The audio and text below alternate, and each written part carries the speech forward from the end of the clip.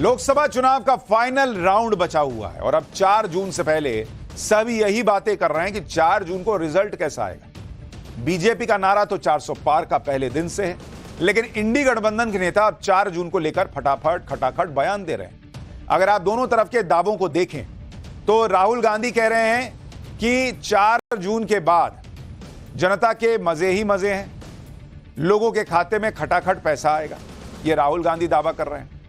वहीं पीएम मोदी कह रहे हैं कि पंजा और साइकिल के सपने टूट के बिखर जाएंगे, खटाखट खटाखट।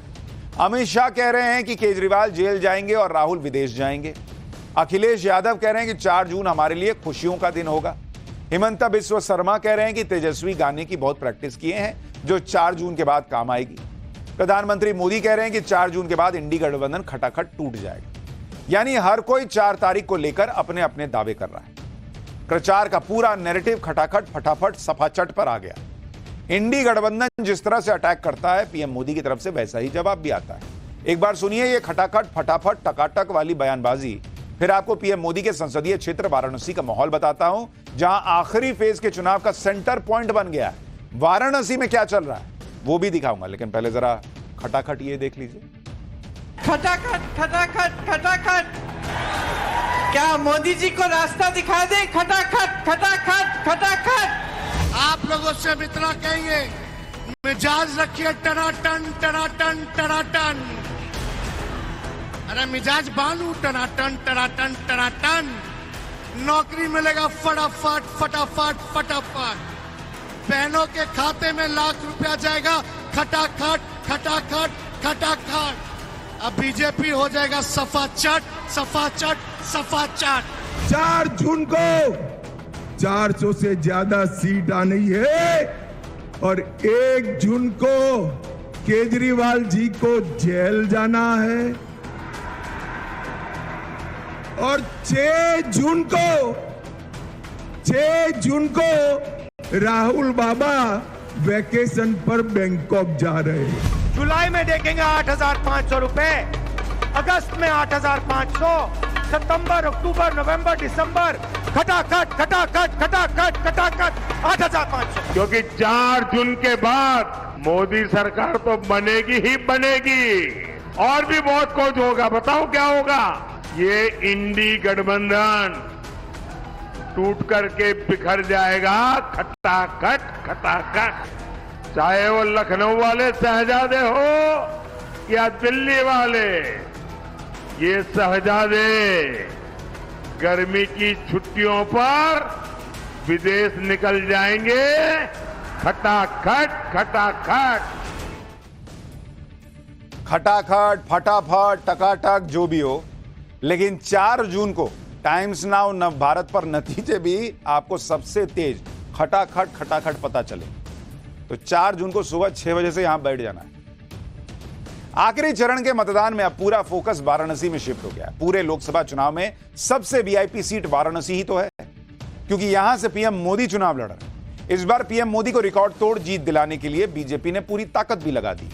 बीजेपी के तमाम बड़े नेता आज की डेट में वाराणसी पहुंचे हुए हैं, जिनमें अमित शाह शामिल हैं। अमित शाह वाराणसी, जेपी नड्डा वाराणसी, विदेश मंत्री जयशंकर वाराणसी, यूपी के सीएम योगी आदित्यनाथ वाराणसी में, ब्रिजेश पाठक वाराणसी, अरुण गोविल वाराणसी, यूपी के 6 मंत्री वाराणसी में, यानी कुल 20 से ज्यादा मंत्री वगैरह पहुंचे हुए हैं इस वक्त वाराणसी। वाराणसी ऐसी सीट है जहां से पूरे पूर्वांचल को साधा जाता है। इसके अलावा वाराणसी में इस बार पीएम मोदी की जीत का मार्जिन 10 लाख का करने का भी टारगेट है। वाराणसी में इस वक्त अलग ही माहौल है। वाराणसी आने वाले और वहां के स्थानीय लोग क्या कह रहे हैं वो सुनिए, फिर बताता हूं कि वाराणसी से कैसे पूरे पूर्वांचल का गेम सेट हो गया। चुनाव एक फॉर्मेलिटी है, औपचारिकता है। चुनाव तो मोदी जी जीत चुके हैं। बीजेपी की सरकार बनेगी, लगभग 370 के आसपास सीटें आएंगी मोदी सरकार की। पूरे देश में एक लहर चली हुई है बीजेपी की और काम भी किए हैं। मैंने बनारस को पहले भी देखा, आज भी देखा, उसमें दिन रात का अंतर है। काफी बदलाव लग रहा है कि पहले तो यूँ सुनने में आता था कि भाई बहुत गंदगी है गंगा में, ये है। मोदी जी ने बहुत अच्छा काम किया। 100% मोदी जी आएगी, 100% 400 के पार आएगी।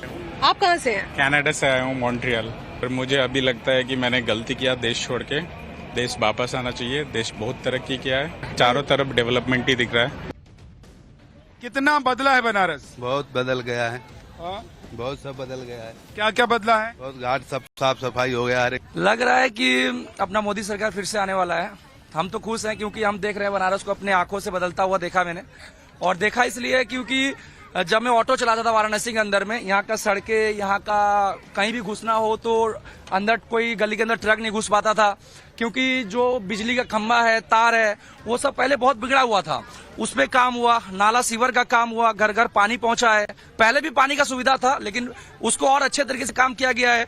और बात करें रोड का, तो रोड भी एकदम फर्स्ट क्लास बन चुका है। हाँ, सच है, क्योंकि यहाँ का जो विकास हुआ है पिछले 5-7 सालों में, 10 सालों में, रोड इंफ्रास्ट्रक्चर और घाटों का, तो पहले से कुछ तो सुधार हुआ है। काम के यहाँ पर है तो ही रहेगा ना, जो यहाँ काम करेगा, जो यहाँ काम करेगा, जो विकास के वही ना रहेगा। वाराणसी में लोग मोदी मोदी कर रहे हैं, कह रहे हैं वाराणसी को बदल दिया है, चमका दिया है नरेंद्र मोदी ने। वाराणसी में अगर टीम मोदी पूरी ताकत से जुटी है तो इंडी गठबंधन भी अपना जोर लगा रहा है। इंडी गठबंधन से कांग्रेस को यह सीट मिली हुई है। कांग्रेस ने यहां से अपने यूपी के अध्यक्ष अजय राय को वाराणसी में चुनावी मैदान में उतार दिया। अजय राय के प्रचार के लिए वाराणसी में प्रियंका वाड्रा और डिंपल यादव का रोड शो भी हो चुका है। वाराणसी की गली गली जाकर प्रियंका और डिंपल ने वोट मांगे थे। अब कल राहुल गांधी और अखिलेश यादव भी वाराणसी में रैली करने वाले हैं। वाराणसी में पीएम मोदी के सामने चुनाव लड़ रहे कांग्रेस के कैंडिडेट अजय राय क्या कह रहे हैं, जरा एक बार वो भी सुनिए, फिर आपको फाइनल फेज में पहुंच चुकी यूपी की लड़ाई के बारे में विस्तार से बताता हूं।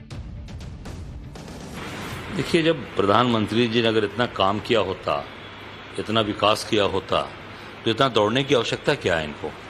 गली गली दौड़ रहे हैं।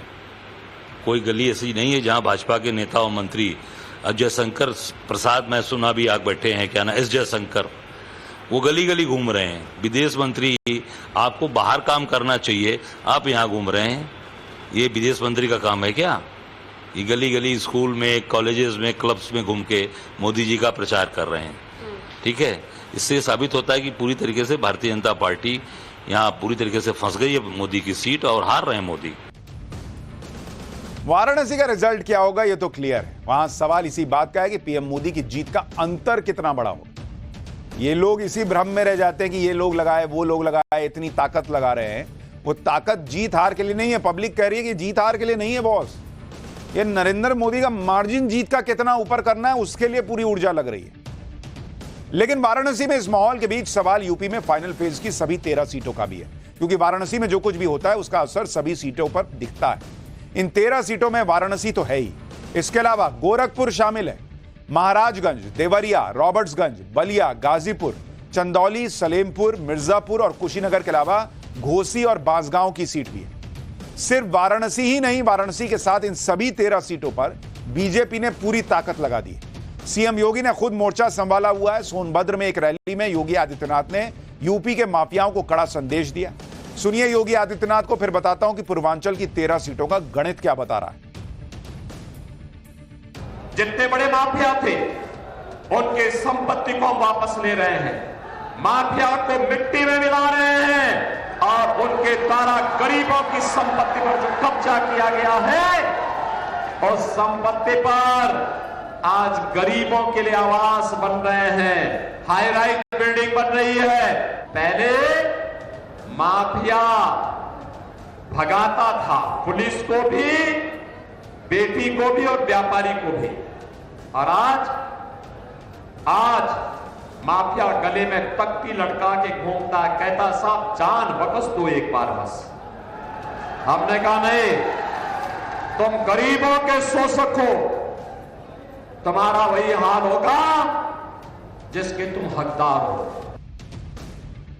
पिछली बार पूर्वांचल में विपक्ष ने कुछ सीटें निकाल ली थी क्योंकि समाजवादी पार्टी और बीएसपी का गठबंधन था, लेकिन इस बार तो यह गठबंधन भी नहीं है, तो बीजेपी के लिए रास्ता बिल्कुल क्लियर बताया जा रहा है। फाइनल फेज की 13 सीटों में 2019 के अगर आप नतीजे देखेंगे, जिन 13 यूपी की 13 सीटों पर फाइनल फेज में वोटिंग होनी है, यूपी 13 सीट, इनमें पिछली बार 2019 में क्या हुआ था जरा इसको समझ लीजिए, तो आपको पता चलेगा कि इस बार क्या स्थिति है। यह पूर्वांचल की 13 सीटें, इनमें एनडीए को पिछली बार 11 सीट जीती थी और बीएसपी जो है उसके खाते में 2 सीट आई थी, 2 सीट, घोसी और गाजीपुर की। यानी कांग्रेस को यहां 1 सीट नहीं आई थी। अगर आप ये देख लें तो आपको अपने आप में समझ में आ जाएगा कि जब बीएसपी सपा का गठबंधन 2 सीट जीत पाया तो इस बार गठबंधन नहीं होने पर क्या स्थिति होगी। 7वें और फाइनल फेज में कुल 57 सीटों पर वोटिंग होगी। इनमें उत्तर प्रदेश की 13 सीटों के अलावा पंजाब की सभी 13 सीटों पर मतदान होना है। बंगाल की 9 सीट है इसमें, बिहार की बची हुई 8 सीटें हैं, ओडिशा की 6 सीटों पर मतदान होगा, हिमाचल प्रदेश की 4 सीटों पर वोटिंग है, झारखंड की 3 पर, चंडीगढ़ की 1 सीट पर भी वोटिंग होनी है। चुनाव में हर चरण के मतदान के बाद बीजेपी दावा करती आई है कि वो कितनी सीटें पार कर चुकी है। अमित शाह ने आज दावा किया है कि 5 चरण के बाद बीजेपी 310 के पार जा चुकी है, यानी बहुमत से बहुत आगे। सुनिए अमित शाह को, फिर बताता हूं कि आखिरी चरण से पहले कांग्रेस ने अपनी सीटों को लेकर क्या दावा ठोका। 6 चरण का चुनाव समाप्त हो गया है। मेरे पास 5 चरण का आंकड़ा है। जानना चाहते हो क्या? अरे जोर से बोलो, जानना चाहते हो तो सुन लो। 5 चरण में मोदी जी 310 सीटें पार कर चुके हैं। ये 6ठा हो गया, 7वां होने वाला है। आप लोगों को 400 पार कराना है, 400 पार। अमित शाह ने जो आंकड़ा बताया है उसमें 6ठे और 7वें चरण को काउंट नहीं किया। अगर इन दोनों को काउंट कर लें तो अमित शाह का दावा 400 के पार हो जाता है।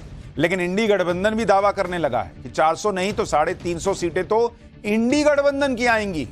कांग्रेस के नेता जयराम रमेश ने कह दिया कि इंडी गठबंधन अब तक 272 सीटों को क्रॉस कर चुका है और कुल 350 सीट जीतने की तरफ बढ़ रहा है। अब किसका दावा सही होगा तो इसका तो पता 4 जून को चलेगा, लेकिन 4 जून से पहले एक फाइनल लड़ाई बाकी है और इस फाइनल लड़ाई में भी बीजेपी और एनडीए और इंडी गठबंधन पर बहुत भारी है। जैसे आप बिहार को देख लीजिए, बिहार के 8 सीटों पर मतदान हो रहा है लास्ट फेज में और इन 8 सीटों पर बीजेपी से ज्यादा इंडी गठबंधन के लिए चुनौती है, क्योंकि बिहार की ये 8 सीटें एनडीए गठबंधन का गढ़ है। 2014 में इन 8 में से 7 सीटें बीजेपी ने जीती थी, 1 सीट जेडीयू के पास गई। 2014 में तब जेडीयू एनडीए का हिस्सा नहीं थी, तब भी बीजेपी 7 जीती थी। फिर 2019 में एनडीए ने सभी 8 सीटें जीत ली थी। इसमें से बीजेपी के पास 5 और जेडीयू के पास 3 सीटें गई थी, क्योंकि गठबंधन था। 2019 में इन दोनों ने गठबंधन के साथ 8 की 8 सीटें लपेट ली थी। बिहार की 8 सीटों के लिए राहुल गांधी और तेजस्वी यादव इस बार पूरी ताकत लगा रहे हैं। राहुल गांधी तो बिहार में एक दिन में 3-3 रैलियां कर दे रहे हैं। पटना, बख्तियारपुर और दरियापुर में राहुल इंडी गठबंधन के लिए प्रचार कर रहे हैं। वहीं तेजस्वी भी पूरा जोर लगा रहे हैं कि 2019 की तरह 0 सीट वाला मामला फिर से ना हो जाए। राहुल गांधी तो कह रहे हैं कि यूपी और बिहार में इंडी गठबंधन का तूफान आ रहा है। राहुल ने फिर से कहा कि लिख के रख लो, नरेंद्र मोदी प्रधानमंत्री नहीं बनने वाले। सुनिए राहुल गांधी को, फिर बताता हूं कि 1 जून के लिए इंडी गठबंधन का प्लान क्या है। भाई और बहनों, तूफान आ रहा है उत्तर प्रदेश में और बिहार में। इंडिया गठबंधन का तूफान आ रहा है, मैं आपको बता रहा हूं। एक बात लिख के ले लो, नरेंद्र मोदी हिंदुस्तान के प्रधानमंत्री नहीं बनने जा रहे हैं, ये गारंटी करके ले लो। राहुल गांधी बात तो सही कह रहे हैं कि तूफान आ रहा है, लेकिन वो तूफान बिहार नहीं बल्कि बंगाल में आ रहा है। उसके बारे में अभी आपको आगे चैप्टर बताने वाला हूं, लेकिन पहले 1 जून के लिए इंडी गठबंधन का प्लान सुन लीजिए। कांग्रेस अध्यक्ष खड़गे साहब ने 1 जून को इंडी गठबंधन की बैठक बुलाई। चुनाव नतीजे आने से पहले ही इंडी गठबंधन की अहम बैठक होगी। बैठक में चुनाव को लेकर सभी दल अपनी रिपोर्ट पेश करेंगे। अखिलेश, तेजस्वी, एमके स्टालिन जैसे नेता बैठक में शामिल हो सकते हैं। हालांकि ममता बनर्जी ने इंडी गठबंधन की इस बैठक से दूरी बना ली है। ममता बनर्जी इस बैठक में शामिल नहीं होंगी। ममता ने कहा है कि मतदान खत्म होने में रात 10 बज जाता है, तो वो चुनाव छोड़कर कैसे जा सकती है। वो इंडिया टीम तो 1 तारीख में ही मीटिंग कर दिया था। मैंने बोला देखो 1 तारीख मैं नहीं जा सकती हूँ कि हमारा इधर में 10 सीट का चुनाव है। वो दिन पंजाब में भी चुनाव वाला है लगता है, वो दिन और सारी जगह में चुनाव है, यूपी में भी है। चलो यूपी तो उसका स्टेट है, लेकिन अखिलेश तो है, बिहार में भी है। और चुनाव चलते हैं 6 बजे तक, जो लाइन में खड़ा होता है उसका वोट खत्म होना रात 10 बज जाता है, तो हम कैसे छोड़ के चले जाएगा। अब आप देखिए कि 1 जून को फाइनल फेज का मतदान होगा और उसी दिन एग्जिट पोल भी आएंगे, यानी 1 जून को ही संकेत मिल जाएगा कि चुनाव नतीजे किस दिशा में जाने वाले हैं। अगर इंडी गठबंधन के पक्ष में मामला नहीं बनेगा तो फिर मीटिंग में यही बातें होंगी कि नतीजे पक्ष में ना आने पर क्या किया जाए, किसे ब्लेम किया जाए, ईवीएम की चीड़फाड़ कैसे होनी है, ईवीएम का रोना कैसे रोना, ये सब चीजें स्ट्रैटेजी बन सकती है वगैरह वगैरह। या हो सकता है कि यह तय हो कि जीत गए तो किसको प्राइम मिनिस्टर बनाना है, हो सकता है कुछ भी। लेकिन जनता ने पर्ची में किसका नाम लिखकर उधर वीवीपैट मशीन में वो गिर गया है वो तो पता नहीं, लेकिन